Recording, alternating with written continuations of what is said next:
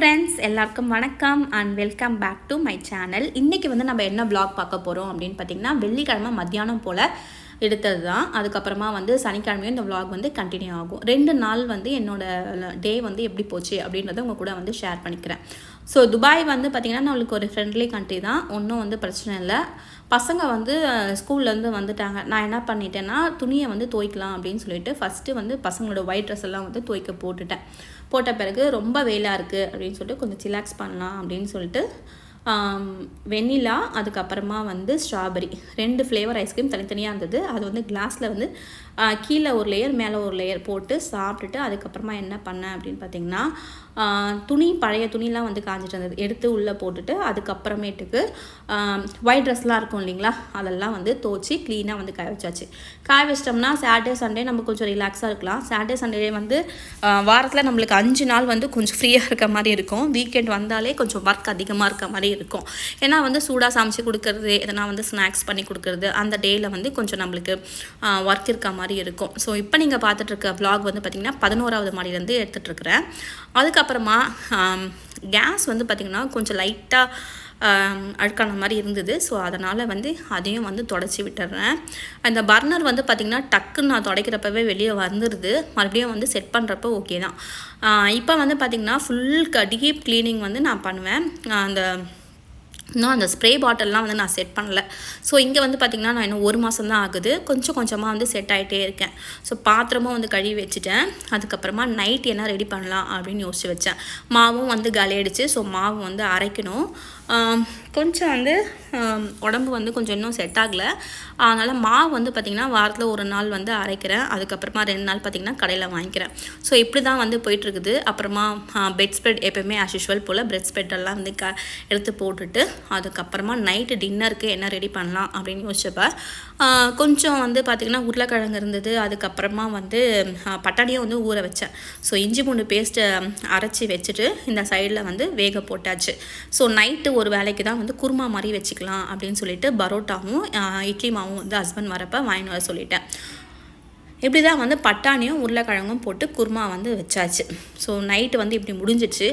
மறுநாள் வந்து பார்த்திங்கன்னா இது வந்து காலையில் சனிக்கிழமை காலையில் எங்கே கிளம்பிட்டுருக்கோம் அப்படின்னு பார்த்திங்கன்னா, சின்னதாக ஒரு பர்ச்சேஸ் பண்ணிவிட்டு வரலாம்.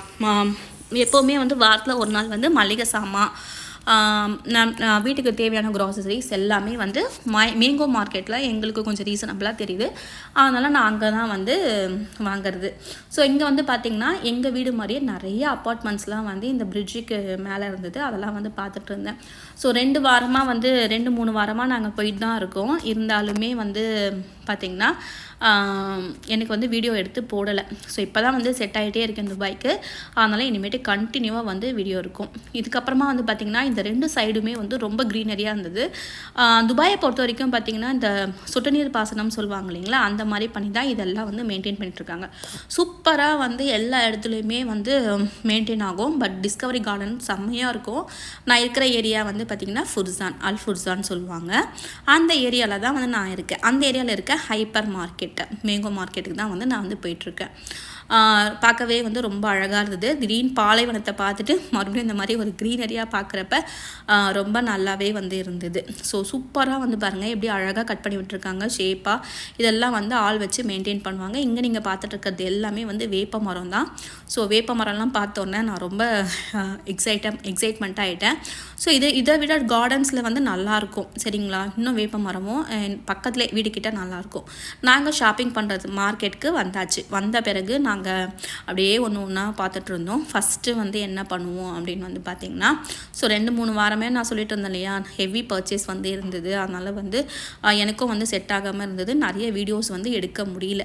அதுக்கப்புறமா கொஞ்சம் கொஞ்சமாக நான் உள்ளே வந்துட்டு அப்படியே என்னென்ன வேணும் அப்படின்னு லிஸ்ட்டெல்லாம் பார்த்துட்டு பண்ணிகிட்டு இருந்தேன் ஃபஸ்ட்டு. அதுக்கப்புறமா இங்கே வந்து பார்த்திங்கன்னா ஃபஸ்ட்டு வந்து அந்த லிக்விட்ஸு என்னென்ன தேவை அப்படின்ற மாதிரி இருந்தது. பின்னாடி போக போக என்ன இருக்கும் அப்படின்னு பார்த்திங்கன்னா காய்கறிகள் இருக்கும்.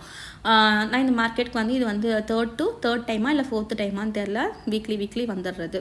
ஸோ லாஸ்ட் வீக் வந்து இருந்ததை வச்சு அட்ஜஸ்ட் பண்ணி சாப்பிட்டாச்சு. மட்டன்லாம் வந்து இங்கே இப்படி தான் வந்து இருந்தது. நாங்கள் வந்து கரெக்டாக வந்து அந்த மட்டன் மார்க்கெட் மாதிரி போல் ஃபிஷ் மார்க்கெட்டு தனியாக அந்த மாதிரி நம்ம ஊரில் இருக்கு இல்லைங்க, அந்த மாதிரிலாம் இருக்குது. நாங்கள் 1/2 கிலோ 1 கிலோ வாங்குறதுக்கு எதுக்கு நாங்கள் போகணும் அப்படின்னு சொல்லிட்டு சொல்லிட்டு வாங்கலை.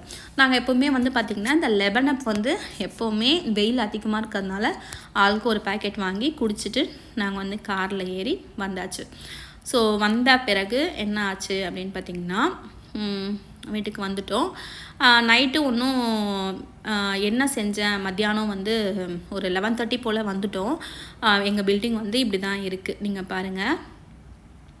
நான் சொல்கிறேன் எங்கே இருக்குதுன்னு சொல்லிட்டு ஃப்யூச்சர் வீடியோஸில் நான் வந்து எக்ஸாக்டாக என்னோடய லொக்கேஷன் வந்து எங்கே இருக்குன்றத சொல்கிறேன், சரிங்களா?